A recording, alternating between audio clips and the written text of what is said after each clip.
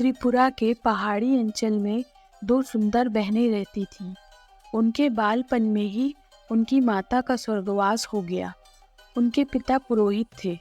उन्होंने पत्नी की मृत्यु के पश्चात दूसरा विवाह नहीं किया। उन्हें भय था कि विमाता उनकी पुत्रियों का लालन पालन ठीक ढंग से नहीं कर पाएगी। पिता के स्नेह दुलार में पुत्रियां पली बढ़ी। पुरोहित की आमदनी बहुत कम थी। वह झूम खेती यानी स्थान बदलकर की जाने वाली खेती के द्वारा आजीविका कमाता था। उसकी पुत्रियां भी पिता की परेशानी समझती थीं। वे अपने पिता से अनुचित मांग नहीं करती थीं। वर्षा ऋतु में उनके कष्ट और भी बढ़ जाते। कई वर्षों से मकान की मरम्मत नहीं हो पाई थी। बरसात का पानी घर में घुस जाता। यूं तो उनका घर एक ऊंचे मचान पर था, किंतु पानी वहां भी पहुंच जाता। एक दिन दोनों बहनें खेत से थककर लौटी। पूरे घर में पानी भरा हुआ था। छोटी बहन के मुंह से आह निकली। वह तड़प कर बोली, दीदी, अब हम क्या करें? ठहरो, देखती हूँ, शायद कुछ भात पड़ा होगा, अभी उसे खाकर भूख मिटाते हैं, बड़ी बहन ने कहा। बड़ी बहन ने थैला टटोला, किंतु खाने को कुछ नहीं मिला। सब कुछ बरसात के पानी में भीगकर खराब हो गया था। उसकी आंखों में आंसू आ गए। छोटी बहन का दुख वह सह न सकी। उसने प्रतिज्ञा की, मैं उसी को अपना पति मानूंगी जो मेरे घर को संवार देगा। जिस तरह सबके कष्ट दूर होते हैं, उसी तरह वह दुख भरी रात भी बीत गई। अगले दिन जब दोनों बहनें घर लौटी तो घर की काया पलट देखकर दंग रह गईं।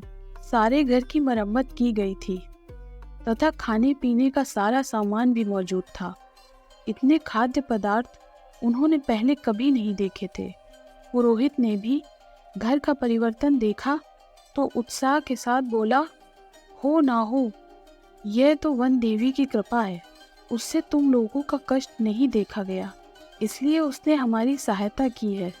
पिता तो भरपेट खाकर सो गए, किंतु बड़ी बहन उनके अनुमान से संतुष्ट न थी। वह चांदनी रात में बाहर आकर खड़ी हो गई। तभी उसकी नज़र एक विशालकाय अजगर पर पड़ी। वो अजगर उनके घर से निकलकर जा रहा था। बड़ी बहन ने उसी क्षण फैसला किया कि वह अजगर को ही अपना पति मानेगी। उसे पूरा विश्वास था कि उनके घर की दशा संवारने में अजगर का ही हाथ है। छोटी बहन के लाख समझाने पर भी वह अकेले खाना खाने नहीं बैठी। तब हार कर छोटी बहन ने अपने जीजा को बुलाया, जीजा जी, खाना खाने आइए। यह आवाज़ सुनते ही अजगर घर में आ पहुंचा। दोनों बहनें उसके विशाल स्वरूप से घबरा गईं, किंतु वह शांति से भोजन करके लौट गया। यह सिलसिला काफी समय तक चलता रहा। एक दिन पुरोहित को पता चला तो वह आग बबूला हो उठा। उसकी सुंदरी पुत्री एक अजगर को पति माने, यह उसे स्वीकार न था। जब बड़ी बेटी खेत पर गई तो उसने छोटी से कहा, तुम रोज की तरह जीजा को पुकारो।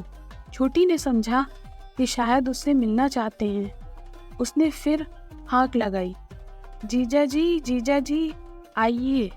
अजगर ज्यों ही मचान के पास पहुंचा, आड़ में छिपे पुरोहित ने तेज हथियार से उसके टुकड़े टुकड़े कर दिए। छोटी फूट फूट कर रोने लगी। बड़ी बहन ने जब अजगर की मृत्यु का समाचार सुना तो वह दुखी हो गई।